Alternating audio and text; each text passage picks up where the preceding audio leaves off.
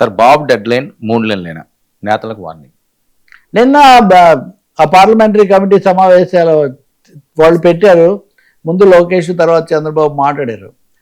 చంద్రబాబు కీలకమైన 2-3 వ్యాఖ్యలు చేశారు. మిమ్మల్ని అందరినీ కమిటీలోకి మేము నమ్మకంగా తీసుకున్నాము, మీకు 3 నెలలు టైం ఇస్తాం, 3 నెలలు మీ పనిని వాచ్ చేస్తాం అని ఎప్పటికప్పుడు రిపోర్ట్స్ తెప్పిస్తాం, సరిగ్గా లేకపోతే మార్చేయడానికి ఏమాత్రం వెనకాడం.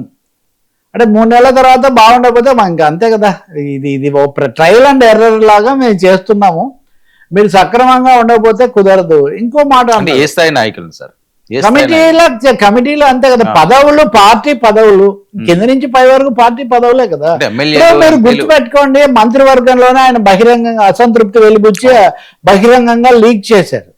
పార్లమెంట్ సభ్యులు, ప్రజాప్రతినిధులకు కూడా మీరు సభల్లో చాలా జాగ్రత్తగా ఉండాలి, ఇవన్నీ అధ్యయనం చేయాలని చెప్పారు. నిన్న కూడా సీనియర్ సభ్యుడు, ఇప్పుడు మంత్రి పయ్యావుల కేశవ్ చాలా బాగా మాట్లాడాడు, చూడండి ఎలా మాట్లాడాలో అక్కడ మీరు నేర్చుకోండి, ఫీడ్బ్యాక్ తీసుకోండి అని కూడా ఆయన చెప్పారు.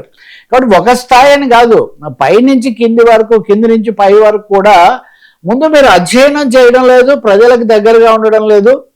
ఏదో మాకు రిసోర్సెస్, వనరులు ఉంటే లేకపోతే సంబంధాలు ఉంటే పైకి వచ్చేస్తాం అనుకుంటున్నారు. డబ్బున్నంత మాత్రాన మీరు రాజకీయం చేయలేరు. ఒక ముఖ్యమైన స్టేట్మెంట్ ఇచ్చాడు. అంటే నిజంగా చంద్రబాబు నాయుడు, రాజశేఖర రెడ్డి ఉన్నప్పుడే రాజకీయాల్లో డబ్బు పాత్ర పెరిగిందంటారు. ఆ టైమ్స్ కూడా అటువంటివి ఓకే. కానీ ఆయన ఇక్కడ ఇస్తున్న వార్నింగ్ ఏంటి? మేము ఎన్ఆర్ఐలము, లేదా మేము వ్యాపారవేత్తలము, మాకు ఇంత ఉంది, నేను 100 కోట్లు పెట్టగలుగుతాను, అది వాటితోనే మీరు నాయకులు కాలేరు, ఒకవేళ అయినా మీరు పని చేయకపోతే మీరు ఉండలేరు అని ఒక కీలకమైన హెచ్చరిక లాంటిది ఆయన ఇస్తూ ఉన్నారనేది మనకు చాలా స్పష్టమవుతుంది.